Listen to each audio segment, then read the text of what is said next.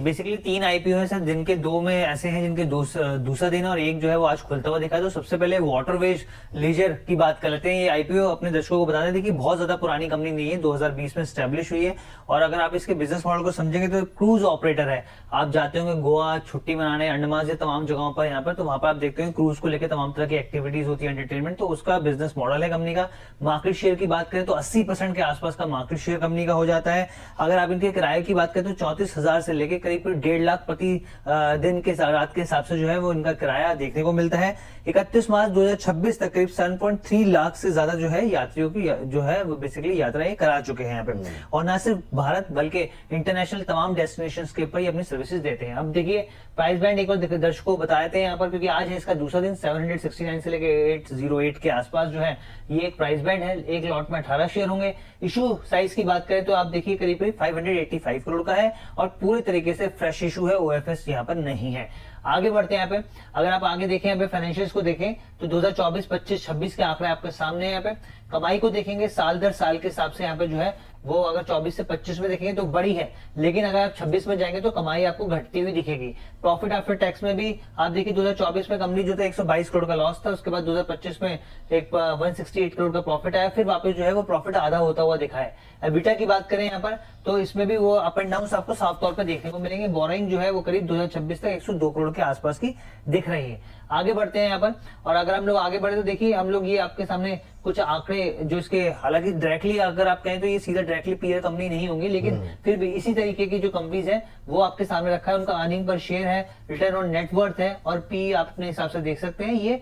ये बेसिकली जो है वो जो आंकड़े हैं वो कंपनीज के आपके सामने रख दिए गए हैं। आगे आप ग्रे मार्केट प्रीमियम की बात कर लेते हैं। यहाँ पे ग्रे मार्केट प्रीमियम क्या कह रहा है? 3.5 रुपए। कल था 10 रुपए, आज है 3.5 रुपए। 0.43% के आसपास की यहाँ पर जो अपसाइड दिख रही है। करीब 811 के आसपास जो है लिस्टिंग की संभावना हो सकती है। चलिए ठीक है, आस्था मैम से पूछते हैं। आस्था मैम, मौजूदा भाव पे वैल्यूएशन कैसी लग रही है आपको, फंडामेंटल्स कैसे लग रहे हैं, और जिस तरीके से ग्रे मार्केट प्रीमियम घटता हुआ दिखाई दे रहा है, क्या उम्मीदें हैं लिस्टिंग इनको लेकर? देखिए बिल्कुल डोमेस्टिक क्रूज ऑपरेटर है ये, और आई थिंक इंडिया में तो दूसरा कोई लिस्टेड स्पेस में पेयर नहीं है इनका, एकमात्र कंपनी है। बिल्कुल यहाँ पे जो हर्ष ने बोला कि हमने देखा है कि थोड़ा सा इनके फाइनेंशियल्स में हमने ग्रोथ में थोड़ी सी नेगेटिविटी देखी है। अगर मैं 2025 से 2026 को कंपेयर करूं, उसके पीछे के कारण है क्योंकि जो ये वॉर वाला सिचुएशन हुआ था उसमें भी थोड़ा सा पैसेंजर्स की जो ऑनबोर्डिंग हम बोल सकते हैं वो थोड़ी कम हुई, वो अफेक्ट हुई।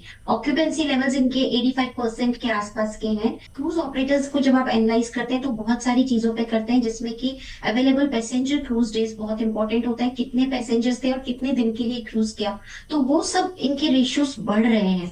तो वहां पे एक पॉजिटिविटी हमें देखने को मिल रही है। दूसरी तरफ ये जो कंपनीज होती हैं इनका सबसे बड़ा एक्सपेंस इनका फ्यूल का रहता है। अगर मैं फ्यूल एक्सपेंसेस की बात करूं तो वो भी डिक्रीज हुए हैं। लेकिन एक ही इसमें नेगेटिव मुझे लगा, एक तो प्राइस बैंड, क्योंकि टिकट साइज बड़ा है 800 रुपए का, और दूसरा उसमें भी वैल्यूएशन थोड़े से ये ज्यादा लेके आ रहे हैं, प्रीमियम चार्ज कर रहे हैं। अब उसके पीछे के कारण भी ये है कि एक तो जब कहते हैं कि एकमात्र कंपनी अपने स्पेस में होती है तो डेफिनेटली स्कैर्सिटी प्रीमियम चार्ज करती है, तो वो एक कारण हो सकता है। लेकिन इसकी ग्रोथ आएगी कहाँ से? अभी तो एक ही फ्लीट है, आने वाले टाइम में अक्टूबर 2026 में दूसरा और 2027 में तीसरा, तो ये जब स्टार्ट होने लगेंगे तो बिल्कुल जो अभी की कैपेसिटी है उससे डबल कैपेसिटी हो जाएगी। मुझे लगता है कि उस हिसाब से एक बढ़िया लॉन्ग टर्म प्ले है। शॉर्ट टर्म में मैं यहाँ पे लिस्टिंग गेन की उम्मीद तो कर रही हूँ, बट बहुत बड़े नहीं, तो आप इसमें लगाइए। मेन फोकस लॉन्ग टर्म पे करिए, और शॉर्ट टर्म में भी यहाँ पे कुछ एक लिस्टिंग गेन होते हुए नजर आएंगे, क्योंकि अपने आप में यूनिक बिजनेस है